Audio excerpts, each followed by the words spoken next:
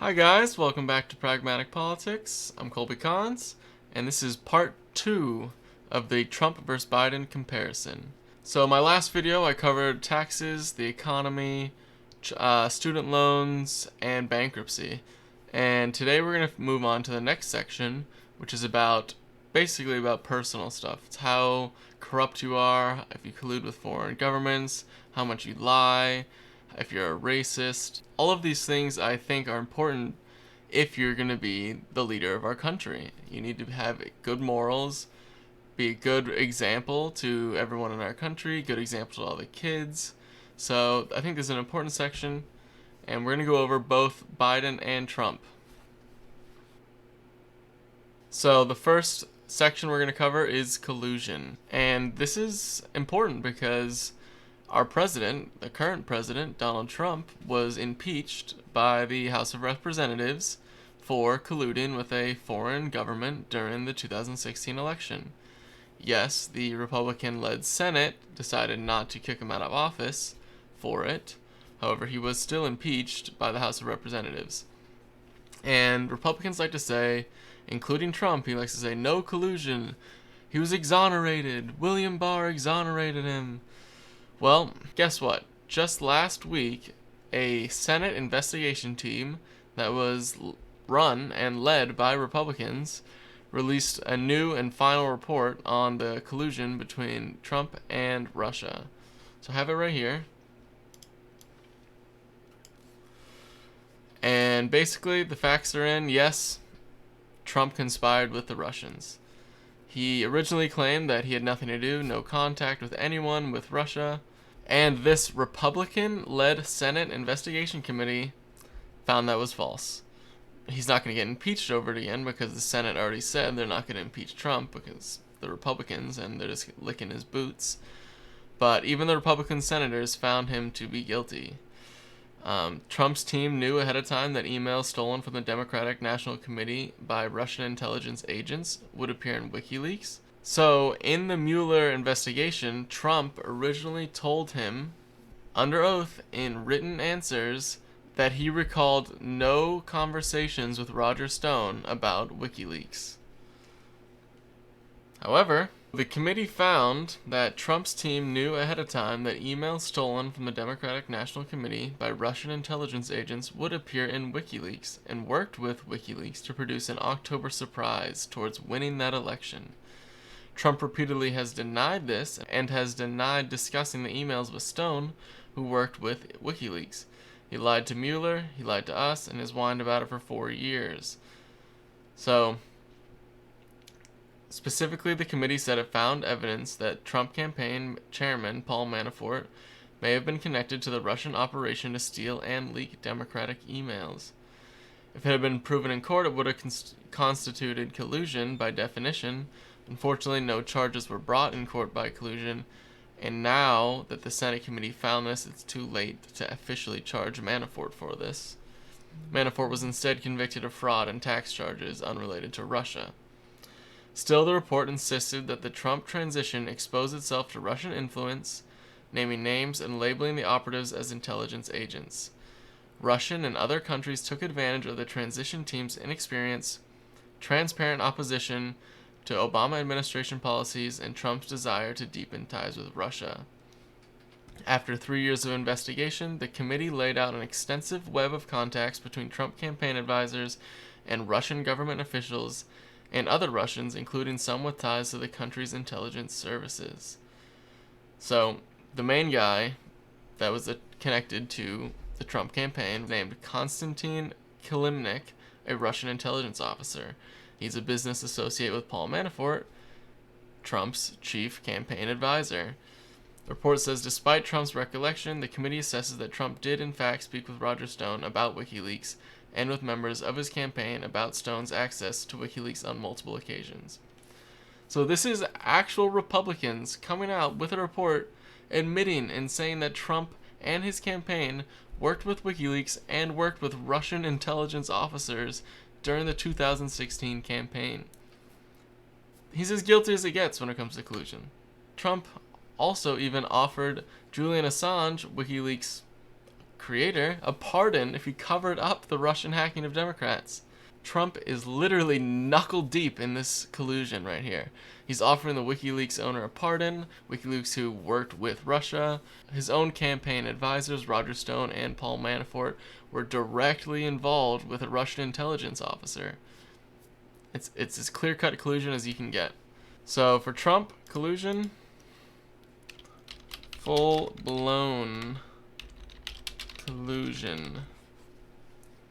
I mean, the Republican-led Senate committee found it to be full-blown collusion. So even if you're a Republican, they admit that Trump colluded with Russia. Now Biden. Trump and the Republicans really like to claim that Biden and the Democrats colluded with Ukraine on the election. However, in the same report, the Republican-led Senate committee, they found that Konstantin Kilimnik, a Russian intelligence officer, was the person to release the rumors that Biden was working with Ukraine. Russia was literally trying to say that Biden was working with Ukraine. Trump and the Republicans jumped right on this. And guess what? The Republican-led Senate Investigation Committee found there's zero evidence of Biden colluding with Ukraine. The only data and facts that came out was that Russian intelligence officer Konstantin Kilimnik was the one who released these false rumors about Biden colluding with Ukraine. So, the Senate committee, which is led by Republicans, came out and said Trump colluded, Biden did not collude. No collusion. And guess what? That's exactly how I like my presidents. I do not want them colluding with a foreign country to try and win an election. Next up, we got corruption. So this is not a good look for either candidate. However, I do think one is worse than the other. We'll start with Biden, and Biden does have a history of corruption, mainly involving his son, Hunter Biden. So I have an article here that goes through all the cases of Biden's known corruption. And the most well-known one is Biden's relationship with MBNA, a major credit card company based in his home state, and it's his single largest donor. During this time, Hunter Biden, Joe Biden's son, came out of college and was hired by MBNA. So Biden's largest donor is hiring his son straight out of college, and guess what? During that time that Hunter Biden worked there, Biden voted against a measure requiring credit companies to warn consumers of the consequences of making only minimum payments, and voted 4 times for an industry-supported bankruptcy bill. So in the past, Joe Biden was siding with the creditors, and he was siding specifically with the company that hired his son, and specifically with the company that was paying him the most money in donations. So this was over the same years that Biden was helping to pass the bill. Biden's son Hunter was hired straight out of law school. So, yes, there's one evidence Biden has corruption in his past. The next thing Biden's son also was involved in, and was part of this swamp that Trump is spent bashing and then joining once he became president. But we'll get onto that next. We're talking about Biden here. Hunter started a lobbying firm who had worked with Joe Biden's campaign treasurer and advisor. However, later on with Biden's brother, Hunter was accused in a lawsuit of defrauding a business partner in a hedge fund deal worth millions. The deal, the partner alleged, only existed to get Hunter out of the lobbying industry so as not to cause headaches for Biden during the 2008 presidential campaign.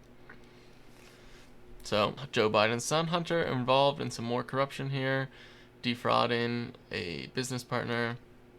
Not a good look.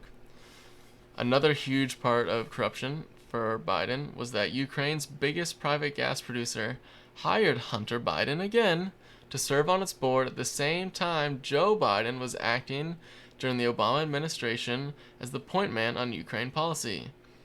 For one, the company's owner was under investigation for corruption at the same time Biden was traveling to Ukraine to urge a more aggressive stance towards corruption.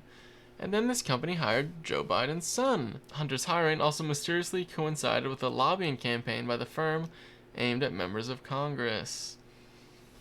So more corruption directly involved with Biden, who was in charge of the Ukraine policy. These Ukraine companies are hiring his son to gain favor and to have Biden look at them more, and to have Biden be more lenient and pass bills and pass policies that are much more lenient towards these companies. And they hired Biden's son to specifically impact this. Some more examples of Biden being corrupt is when being on the speaking circuit. He's one of the Senate's top 25 earners of outside income, and his speaking fee income was among the highest in the Senate. And today, he commands $100,000 to $200,000 per speech at any event that people want him to come and speak at. It's crazy. Also, in 1979, Biden, after receiving donations from Coca-Cola, Biden co-sponsored and voted for legislation that let the soft drink industry get around antitrust laws.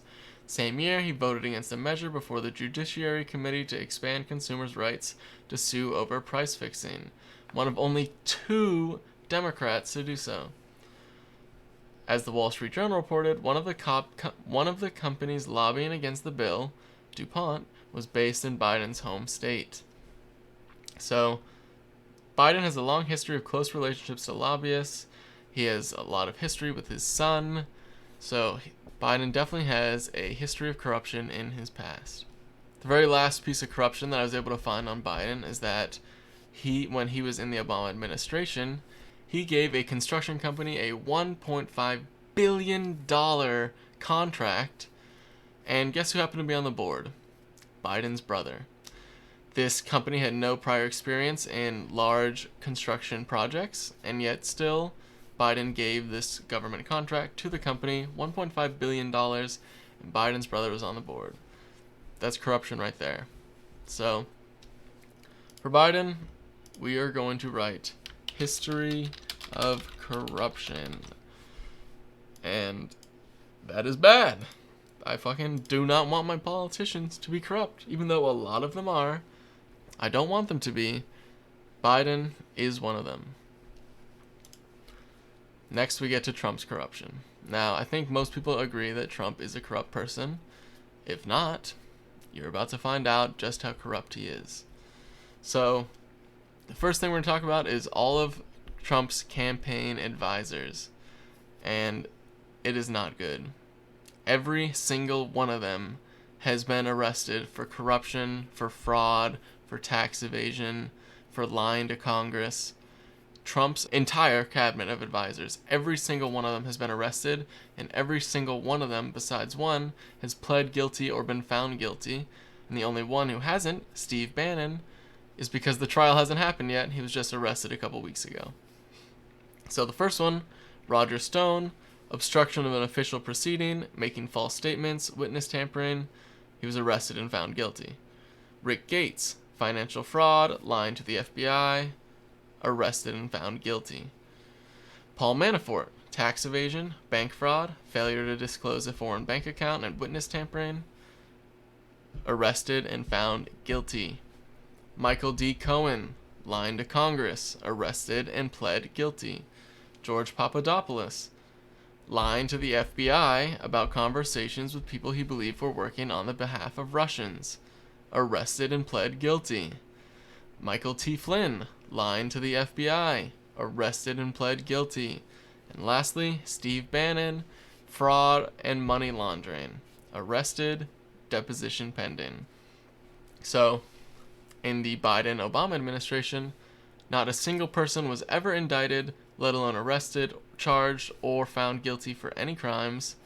In the Trump administration, every single one of his advisors has been arrested, and all except one have been found guilty and put in jail. And the last one is awaiting trial. So you can see there is a difference in level of corruption you can be, and that's just the first part. Next, we're going to go to the Trump Foundation, Trump's charity that he set up. The Trump Foundation was ordered to dissolve and was accused of a shocking pattern of illegality. So, Donald J. Trump Foundation, once billed as the charitable arm of the presidential's financial empire, agreed to dissolve on Tuesday and give away all its remaining assets under court supervision.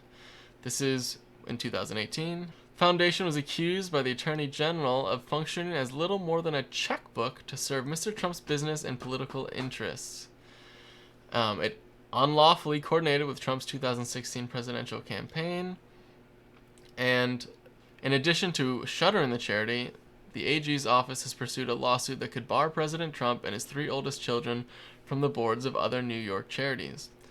At this point in time, that lawsuit was won, and actually Trump and no family member of his is ever allowed to work on the board or an administrative role of a charity ever again, because they were literally stealing money from their own charity and using it to pay off business debts and using it to fund his campaign, which is so illegal.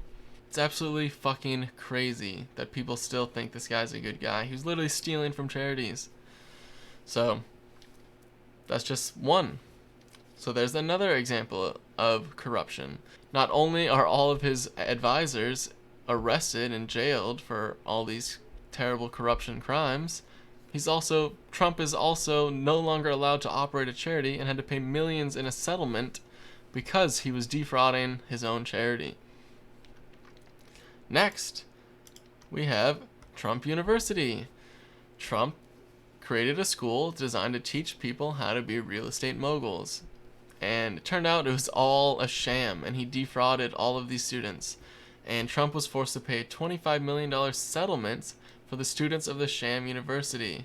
A civil lawsuit from New York accused Trump of swindling thousands of Americans out of millions of dollars through Trump University. Trump lost this lawsuit because it was a sham university, and he had to pay $25 million. And he's no longer allowed to create another university. So not only is Trump not allowed to run a charity, he's not allowed to open a school. And lastly, this big article, which I brought up in the last video, we're going to go through here.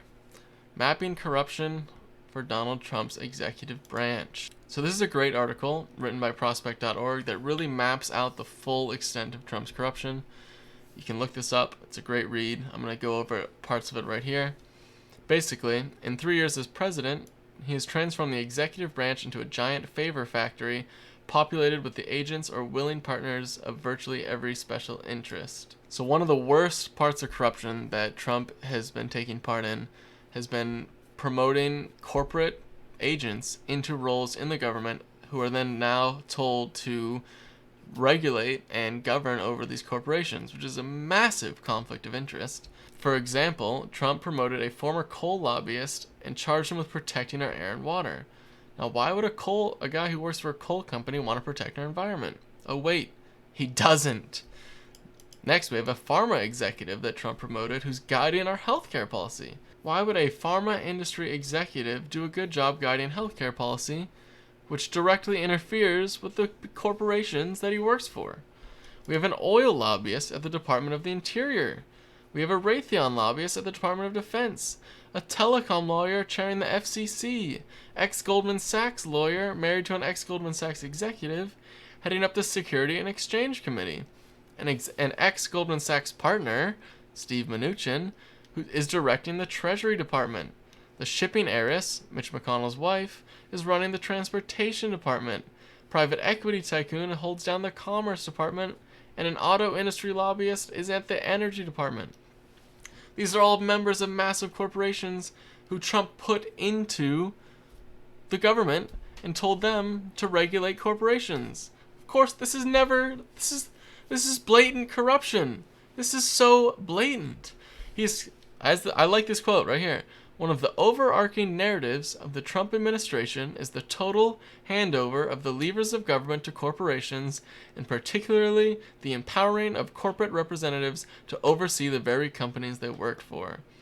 That is the defining story of this administration, and it has been badly underreported and underappreciated due to the whole Trump circus. It's more extreme than anything we've seen, it's all pervasive, and includes a lot of examples that look like parodies. It's ridiculous.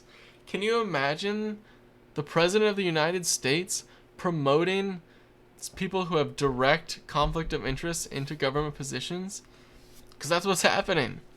Corruption on every level of the government right now under the Trump administration. Another thing that Trump does is he likes to force foreign diplomats, the military, the Secret Service, government officials all to stay in Trump resorts and Trump hotels. So the government has, us, the taxpayer, has to pay money for these government officials to stay in hotels, and these hotels are Trump hotels. And so these money that the government's paying for these people to stay in hotels is going straight into Trump's pockets. Trump spends 1 in every 3 days at a Trump resort, so our taxpayer dollars are paying for Trump, the entire Secret Service, and any government official who goes with him to stay at these Trump hotels. The Secret Service has blown over $500,000 on renting golf carts to protect a leader who has spent nearly 1 out of every 3 days in his first term at one of his resort properties, which gets free advertising on top of the revenue from lodging his guards and retinue. Ivanka Trump snagged a valuable set of Chinese trademarks on the same day she happened to dine with Xi Jinping. Kellyanne Conway hawks Ivanka's products in TV interviews. It is crazy. The entire reason the Trumps are in government and running this administration is to increase their personal wealth. And that's it. They're cutting tax cuts on the rich. They're forcing the government to pay for people to stay at Trump properties. They defrauded charities. They defrauded a school. So for Trump, for corruption, we're going to put neck deep. Yes, Biden is corrupt. We're going to underline this because it's significantly worse than any corruption Biden has done. Trump is neck deep in corruption. Now we get to go to truthfulness. How often do the presidential candidates tell the truth? And I'm going to tell you right now, both of them have lied. I know, shocker, politicians have lied. The extent to which each one has lied is very different from each other, though. So, we're going to go over Biden first. The Lowell Sun did a great coverage on Biden's lies, and basically they found that when Biden lies, it's really just to try and gain votes from black people. So you can read through this article and then describe the two main scenarios that what Biden has lied about. These are actually the only lies I've been able to find on Biden. He doesn't lie very often. He's not very good at lying. As we'll see when we go over these are very easily disprovable lies. However, he does lie, it's just not often. His first lie was that he was arrested in South Africa when he was trying to visit Nelson Mandela.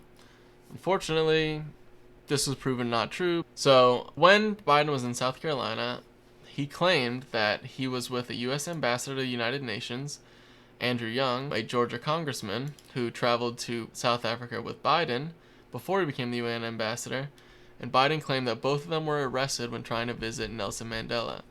However, Young told both the New York Times and the Washington Post that he himself had never been arrested in South Africa, and he said he did not think Biden was either. So the guy that Biden claimed to have been arrested with was never arrested, and Biden was never arrested.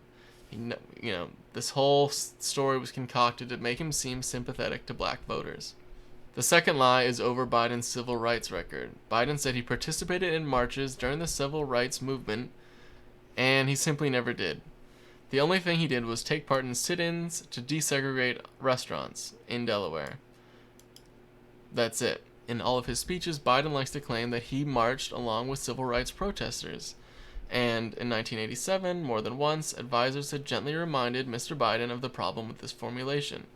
He had not actually marched in the civil rights movement. He only participated in a sit-in, and more than once Mr. Biden assured them he understood, but he kept telling the story anyways. So Biden has a history of lying to try and gain black voters. You can even see during the 2012 re-election campaign to a racially mixed crowd, he said in the first 100 days he's going to let the big banks once again write their own rules. They're going to put y'all back in chains.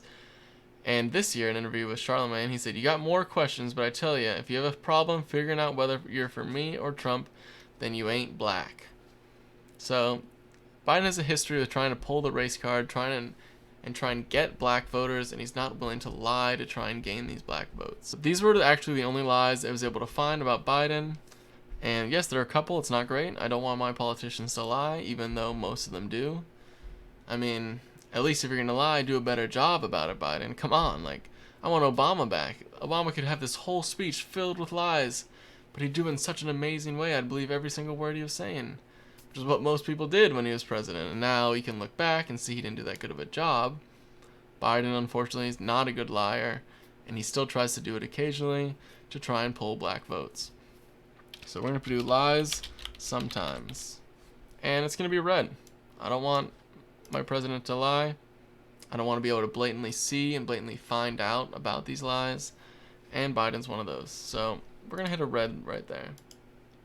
Now we come to see how truthful is Donald Trump, our current president. So the Washington Post tracked Trump's false or misleading claims over his whole presidency, and he's had more than 20,000. He has lied or made false or misleading claims over 20,000 times in 3.5 years. In his first 827 days, there's only 12 lies a day.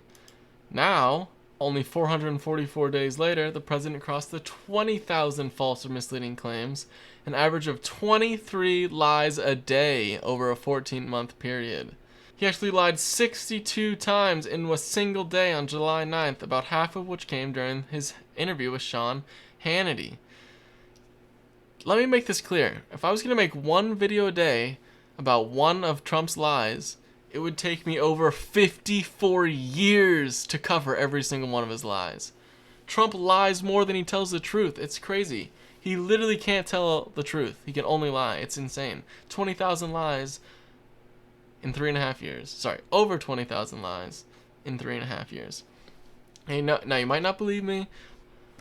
Now you might think this is crazy. I'm just going to go over a couple of his lies. I can't go over them all because it would take me 54 years. But here's one where Trump tried to claim that Joe Biden and Bernie Sanders want to abolish the police departments and they want to abolish our prisons. And PolitiFact did a fact check on this and found that no, Joe Biden will not abolish police. Joe Biden and Bernie Sanders does not say anything about abolishing police departments or getting rid of all prisons.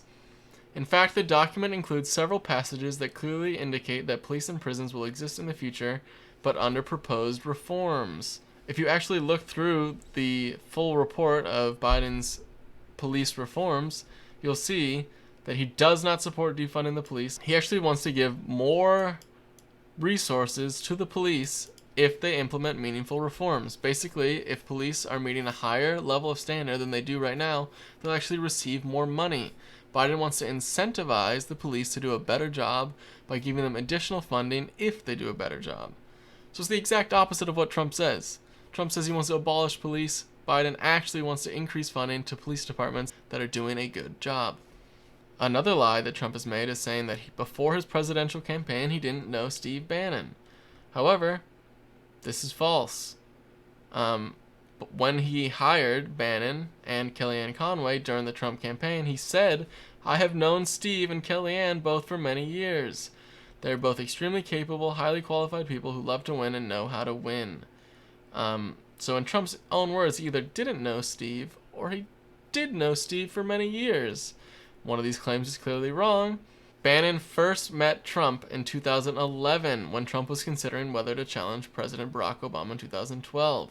Bannon also hosted a radio program in which Trump was a frequent guest. As Breitbart grew, Mr. Trump was constantly in touch with Steve about news articles and doing interviews with his reporters. 9 times Trump appeared on a guest on Bannon's radio show. So yes, Trump lied about this. He did know Steve Bannon. They're actually good friends for many years before this. Just like everyone Trump claims to not know after they get arrested, he actually did know them. As soon as someone's arrested, he has to lie and say, "I don't know him, never heard of him." "Who's Steve Bannon?" "I don't know. He sounds like a good guy, but I've never met him in my life. I don't know how he worked on my campaign. I never worked with him." Fucking lies. It's all lies. Next. This is the last lie I'm going to cover. There's over 20,000 lies. I can only cover a couple. Here's another one. Trump said the Democrats don't want anything having to do with protecting people from eviction. This is during the coronavirus. We have millions of people facing eviction. Actually, in West Virginia, 56% of all renters are facing eviction. Over half of people that rent apartments or homes are facing eviction because of the coronavirus. A lot of people facing eviction in our country. Donald Trump falsely says Democrats don't want to protect people from evictions. However, in the CARES Act, which was passed through the House of Representatives in May, there are proposed and supported legislation to provide people with rental assistance and a moratorium on evictions.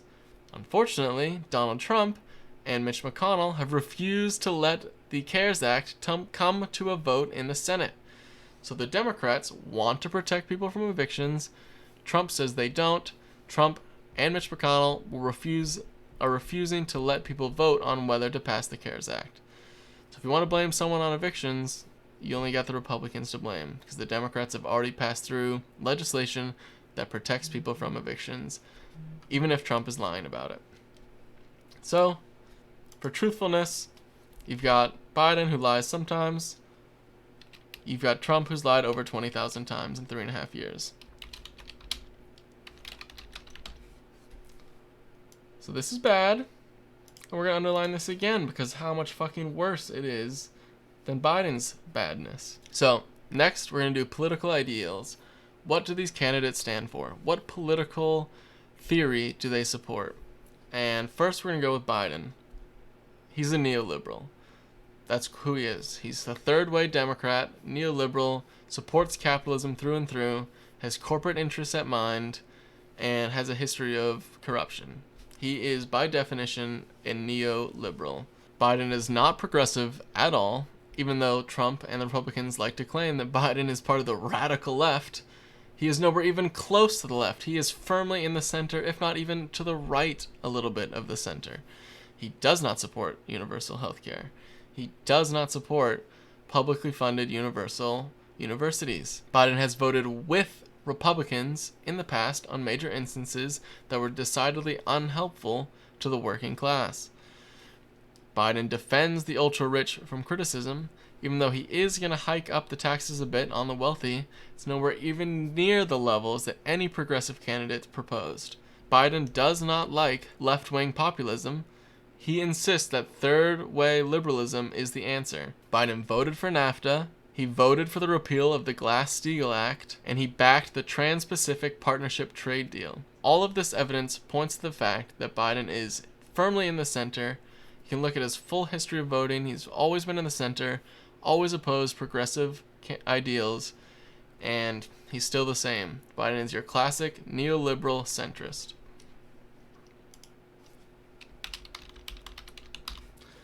In my mind, neoliberalism is fucking trash. We definitely need more progressive policies in our country, especially as our wealth gap is widening between the top 5% and the bottom 95% of Americans. Neoliberalism is not the answer. Neoliberalism is what got us here in the first place. I'm going to put this as an orange because it's basically more of the same. There's no improvement to our country in Biden's political ideals. Now we get to Trump's political ideals. And I think most people understand Trump is a fascist. Or, if he's not a fascist, he promotes fascism in everything he does, even if he personally is not a fascist. So, Lawrence W. Britt wrote a book and had created a list of points that show the early warning signs of fascism.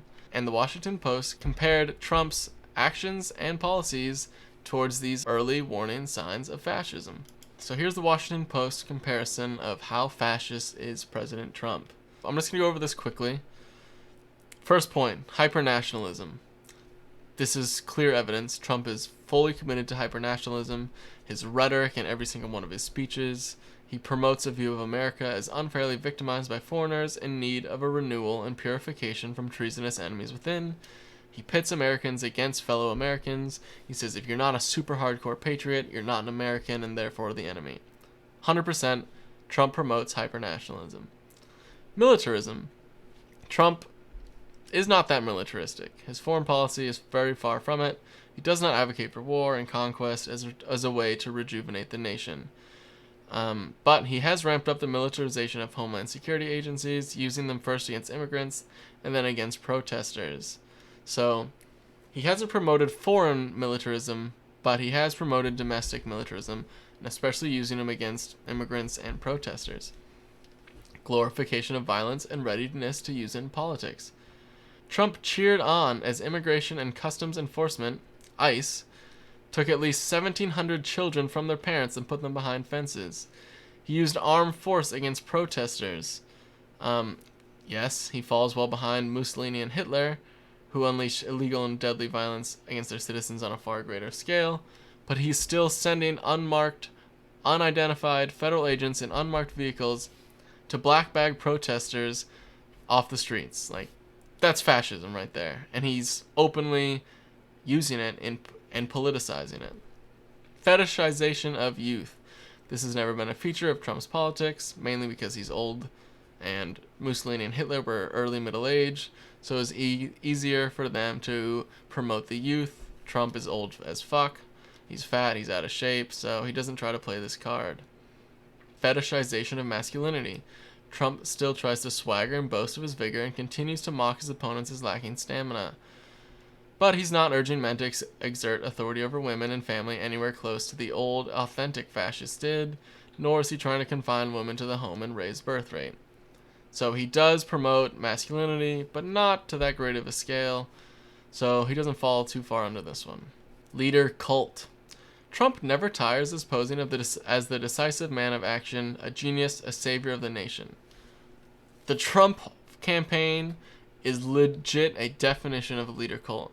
If people aren't fawning over him, if his appointees aren't lavishing public praise on him, you're gone. He takes credit for every favorable development, denies responsibility for everything else. I've created the greatest economy of all time. No economy has ever come close to the levels that the economy that I created has been. But coronavirus was nothing to do with me. All these deaths were not my fault. I did my best. Trump is literally the definition, the leader of a cult. Lost Golden Age syndrome. Make America Great Again. That's literally word for word what Lost Golden Age syndrome. Pretending that the past is better than now. We need to go back to the past. America used to be feared and respected abroad, back when coal and oil companies can make money without the hassles of federal regulations. Obsessed with politics of nostalgia. He even signals sympathy for those who mourn the golden age of the Confederacy. Trump literally follows this to every single point. Make America Great Again is, by definition, Lost Golden Age syndrome. Self-definition by opposition. This is exactly Trump. Trump's entire campaign is based on the opposition of Democrats and the opposition of what Obama did. He's against socialism, he's against labor unions, he's against democracy, traditional elites, foreigners, especially those judged racial inferiors. What Trump opposes is central to his politics. His political essence is opposition to immigration, to the media, the swamp. Even if he is part of the swamp, he doesn't say that. His swamp is okay. The other swamp is bad, not his. He did persecute his targets far less brutally than authentic fascists, but he still defines himself and his campaign based specifically off of opposition. Mass mobilization and mass party. Trump has not done this. He's actually shrunk down the Republican Party, lost seats in Congress. Even though the Republican Party pretty much completely backs him, he has not created a massive party or massive coalition behind him. So he's not fully in this section. Hierarchical party structure and tendency to purge the disloyal. This is exactly what Trump does. If you don't listen to him, if you don't fawn over him, if you don't follow every single thing he wants, he fires you. Think of all these people in the government that have been forced to resign because they oppose Trump. If you are not completely loyal to Trump, you are purged. He hasn't killed you, thank God, like Hitler did and Mussolini, but he still uses it to quash dissent in the GOP. Now we get theatricality. Fascists in power retain for their fondness rallies, parades, and dramatic claims of the biggest this, the greatest that in history. That sounds exactly like Trump. He loves having these rallies. Do you know presidents don't throw rallies once they're in power? Yet Trump still did the whole time. He loves these rallies. He loves the dramatic moments where he can say speeches, where he can make fun of people in front of thousands of people and they'll all laugh at every word he says.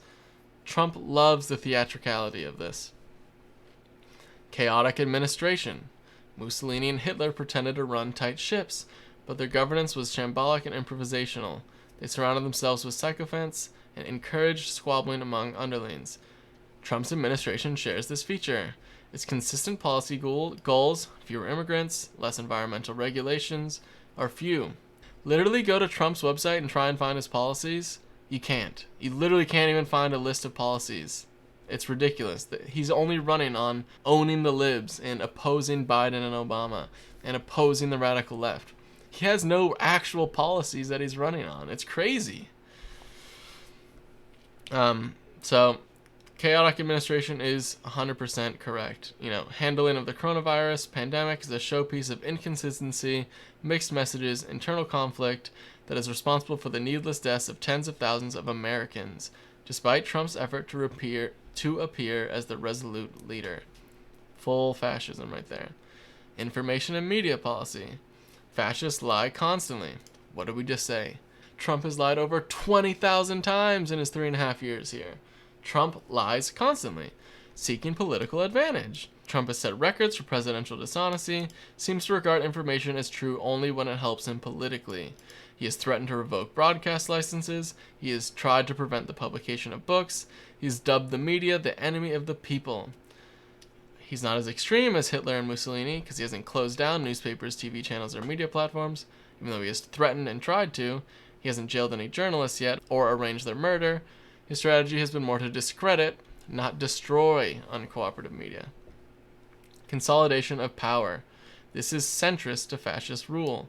Inherited constitutional powers were not enough for Mussolini and Hitler. Both of them took over and turned them into dictatorships. Trump has already mentioned breaking the Constitution by staying an extra term. He's already talked about this. People are saying he's joking. However, Trump has never said that he was joking about getting a third term. He's also said he wants to break the Constitution and suspend the election right now because of the coronavirus and mail-in voting. However, it's okay to still go to schools and go out to bars and restaurants with this going on. But the election we got to suspend. This is classic fascism right there. He's already trying to consolidate more power. And then we have institutional corruption. This is we just went over this. Trump is neck deep in corruption. They require loyalty from everyone. Trump and his family use the power of the presidency to advance their business interests. He has ousted 5 inspector generals. He converted Barr's Justice Department into a political branch that protects his allies, investigates his opponents, and supports voter suppression. He calls into question the legitimacy of elections unless he likes the results. He seeks to undermine the public faith in the electoral process by claiming that voting by mail invites fraud, even though this is all false. This is pure fascism right here. Institutional corruption, calling into question the legitimacy of elections, lying. Fascism 101. Economic policy. Trump likes protectionism. However, he has not geared the economy for war. He's not very fascist when it comes to economic policy. Foreign policy. Fascists in power distrusted international agreements, disdained alliances, and sought to revise the international order that they felt unfairly held them down. Trump always says America first. Foreign people are holding back America. And he's pulled out of tons of agreements like the Paris Climate Accord. Trump is, like fascists, Trump hates international agreements and eagerly disrupts the status quo. Luckily, he does not seek war, so he's not fully fascist in this aspect. And the last two, cultural policy and racial policy. In culture, Trump invokes cultural heritage and history frequently, but he has no coherent cultural policy. He wants Confederate monuments to stay on their pedestals. He encourages, usually in dog whistle fashion, racism as a cultural attitude. He makes no claims to expertise in realms of learning or culture and reveals no interest in them either. Trump used to show no inclination to faith or religion before seeking office. However, in power, he cultivates evangelical leaders who mostly agree to ignore his irreligious past and his crudely unchristian conduct in exchange for anti-Muslim, anti-gay, and anti-feminist policies, as well as judicial appointments. Trump always talks about the death of Western civilization, Western culture, when immigrants come over. What is Western civilization? How are immigrants killing Western civilization? This is a full fascism cultural policy. Racial policy. Hitler believed in the superiority of the Aryan race and considered Jews and Slavs inferior. Luckily, Trump has not enshrined racism in law, nor has he enacted any wide-ranging discriminatory policies. But he's tried to make immigration policy more racist. He stoked white grievance as a political tactic, courted white supremacists. He calls some immigrants animals, not people, calls black majority cities slums. Trump said all Mexicans coming over are criminals and racist. Trump literally retweeted a video of a guy yelling white power. The president of the United States supports people yelling white power. He told Charlottesville white supremacists that there were very fine people among them. So, lots of aspects of fascism. Proof right here, comparing it to the actual tenets of fascism. And so, the Washington Post comes to a conclusion that the Trump administration earned 62% fascism. So, when we put down political ideals, we're putting 62% fascist. And that's fucking terrible. America literally stands against fascism. We fought 2 world wars against fascism. Now our current leader is 62% fascist. Next, we're getting to Twitter or social media. This is a simple one. I think everyone, including Republicans, agree. Trump needs to get off Twitter. Trump spends more time tweeting than doing actual work. He broke the all-time tweeting record during the George Floyd protests, sending 200 tweets and retweets, the most of any time during his presidency or on his account ever. It is crazy. Everyone knows Trump is a disaster when it comes to social media. He literally spews anything, the first thing that comes to his mind, he instantly types it to Twitter. This is not what we want as our president. This is not even what Republicans want for their president. Even Trump supporters think he should stop tweeting as much as he does. Biden, we're going to go to Biden's Twitter to prove. It's literally just stuff about the campaign. Him talking about Jacob Blake, who was just shot. Him talking about voting. Him talking about knowing how to lead through a crisis. It's all just basic stuff. You can tell he probably doesn't even run Twitter himself, and it's a professional team that runs his social media. That's what I want in my president. I don't want my president spending all his time watching the news and tweeting about it. I want him actually working. So we're going to put run by professionals. And here we're going to put lunatic. Because Trump is a literal lunatic when it comes to Twitter.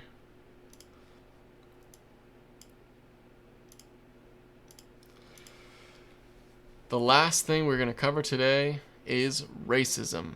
Where do both candidates stand when it comes to racism and being racist? So when we look at racism for Biden, we already went over part of it. Biden lies to try and gain black votes, specifically when it comes to marching the civil rights and lying about being arrested trying to visit Nelson Mandela and saying that if you don't vote for him, you're not black.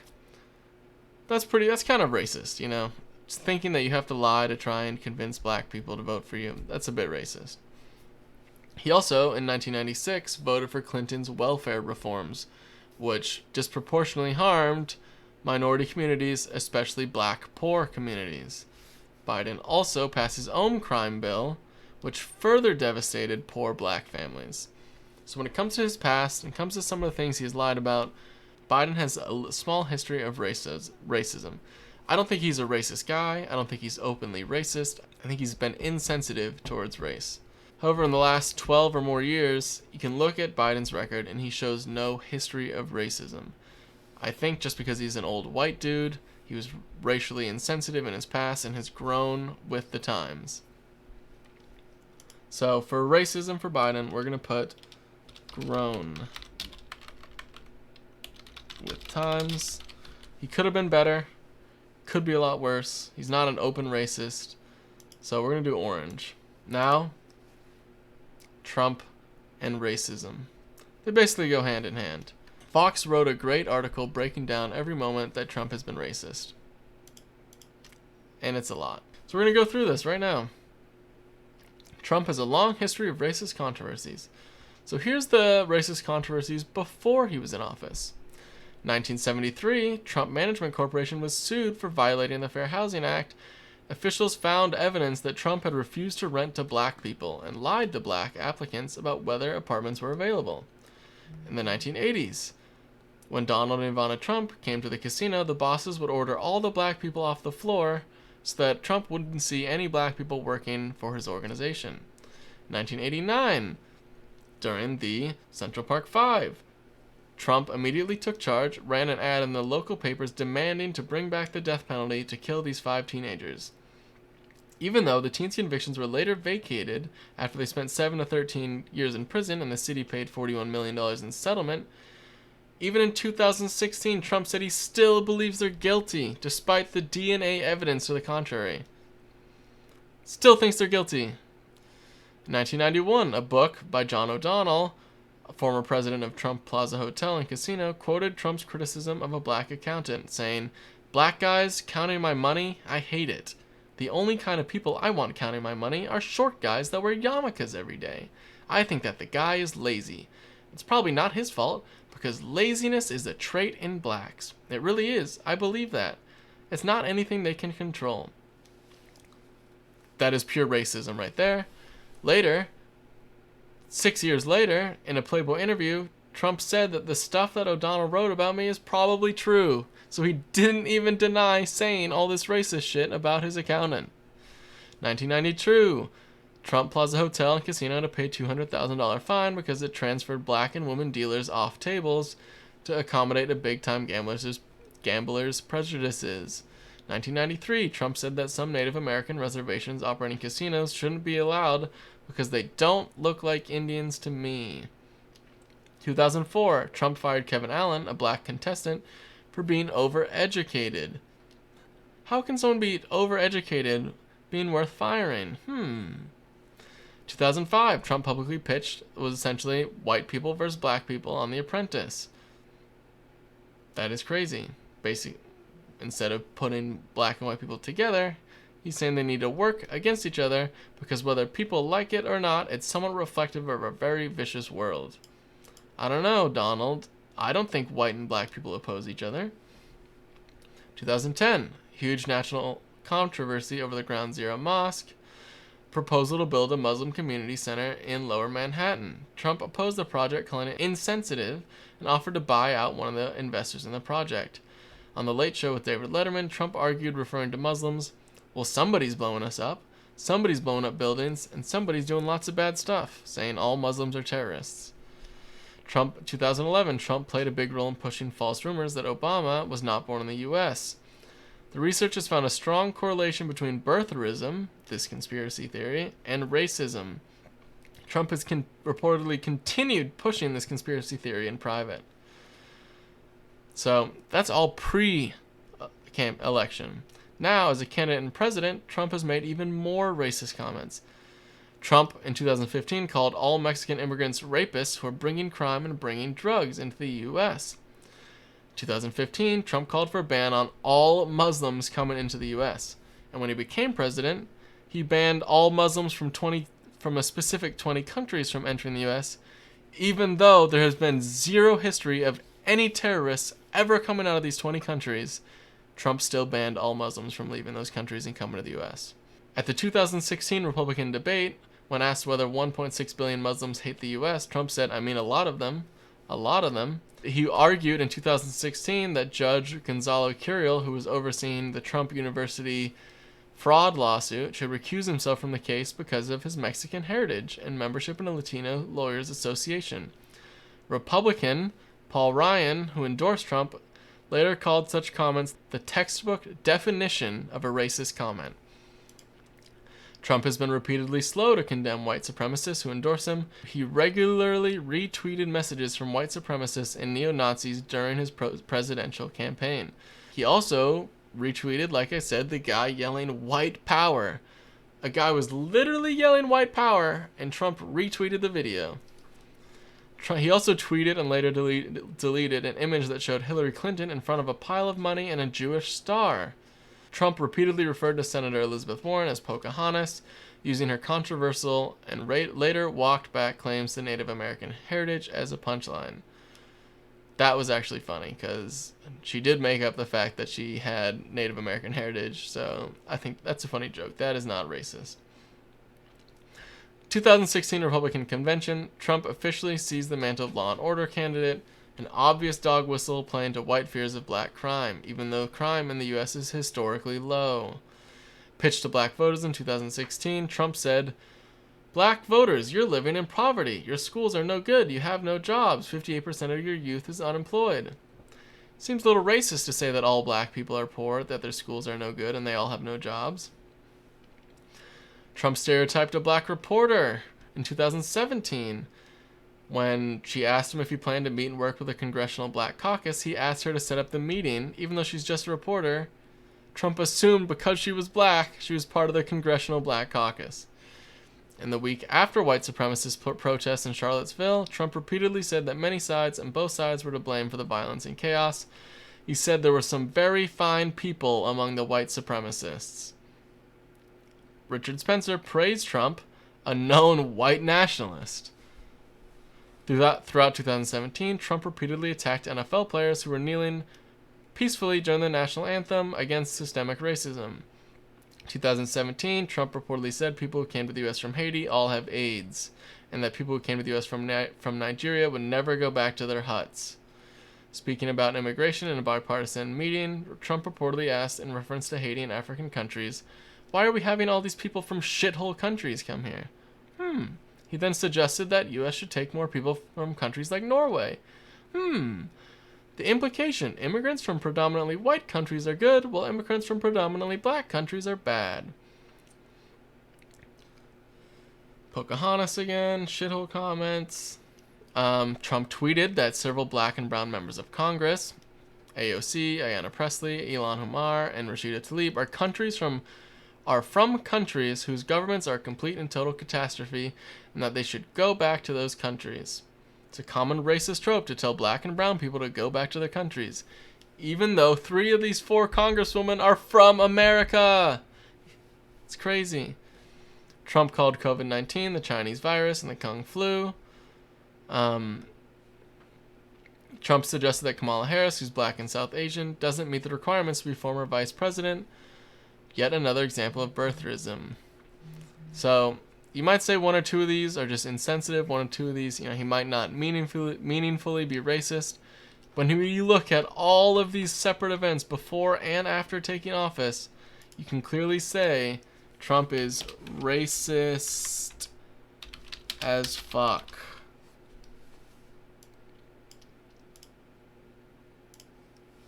So there we have it. Today, when we go through this section, you can see every single thing Trump has done when it comes to collusion, corruption, truthfulness, political idealism, Twitter/social media, and racism. Trump is fucking the worst at. The last person you would want running our country when it comes to any of these categories. Biden, he's not great, but you can see he's clearly a better option when it comes to these. So that's the end of part 2 of my Trump vs. Biden comparison. I hope you enjoyed that. I think you can clearly see so far that Biden is the better choice. And when we come down to policies tomorrow, we'll really finalize the last few categories on either Trump or Biden, who is better fit to be our president. Thank you guys for watching. Please subscribe for more content. Like the video. I really appreciate it. And I'll see you next time.